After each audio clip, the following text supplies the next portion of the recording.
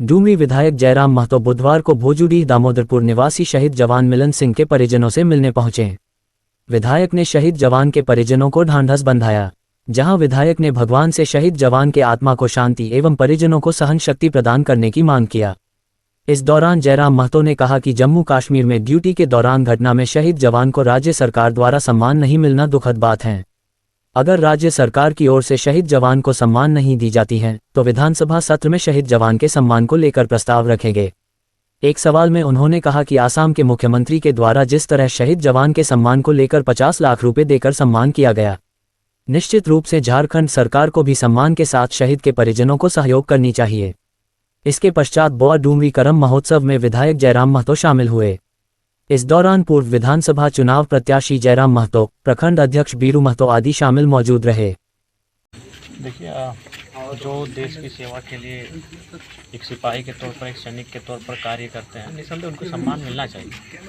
सम्मान देना सरकारों का विषय है, लेकिन एक एमएलए होने के नाते आगामी जब विधानसभा का सत्र चलेगा उस समय ऑटोमेटिकली एक नियम है हम लोग का, विधानसभा का पहला दिन शोक प्रस्ताव होता है।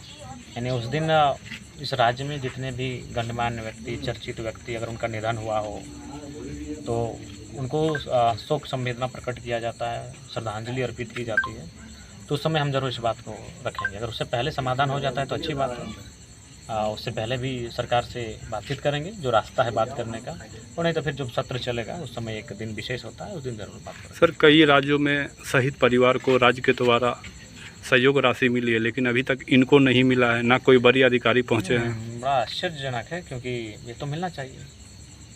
जो सरहदों पर हों या फिर राज्य के अंतर्गत जो सुरक्षा में तैनात हैं, जो प्रहरी हैं, और उनका अगर उनके साथ या तो शहादत होती है या फिर किसी प्रकार की दुर्घटना घटती है तो निसंदेह सम्मान मिलना चाहिए, आर्थिक सहयोग मिलना चाहिए परिवार को।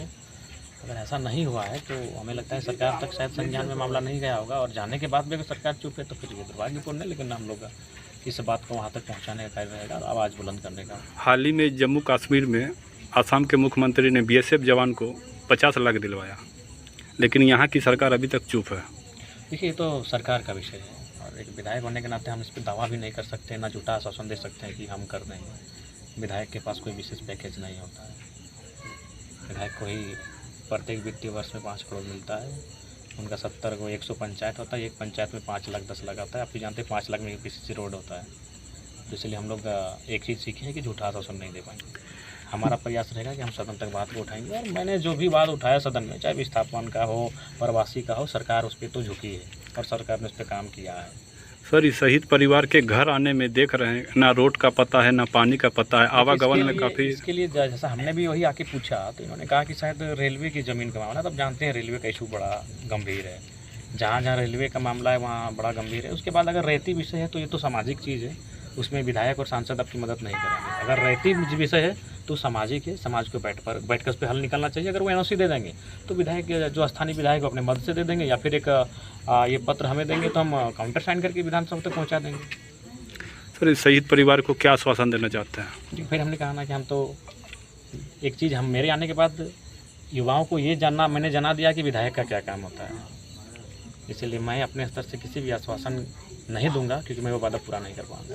हाँ, मैं ये कह दूंगा कि विधानसभा में बात उठा सकता हूँ। मेरा कोई विशेष पैकेज नहीं है विधायक का, इसलिए मैं झूठी बात में कह के नहीं जाऊँगा। एक शहीद परिवार में झूठा वचन दे के नहीं जाऊँगा। मुझे दुख हुआ है और होगा ही। आज नौजवान पहला प्रीफर करते हैं सेना को, और एक शहीद हो जाने से, चले जाने से, एक कम उम्र के नौजवान का जिसके कंधों पर परिवार की बागडोर है, तो निसंदेह वह हृदय विदारक घटना है। इस शोक की घड़ी में परिवार को हिम्मत मिले और दिवंगत आत्मा को शांति मिले, ये मेरी प्रार्थना है। और बाकी एक विधायक होने के नाते मैं सदन तक इस बात को पहुंचाऊंगा, सदन में इस बात को रखूंगा, मैं सरकार से मांग करूंगा। ये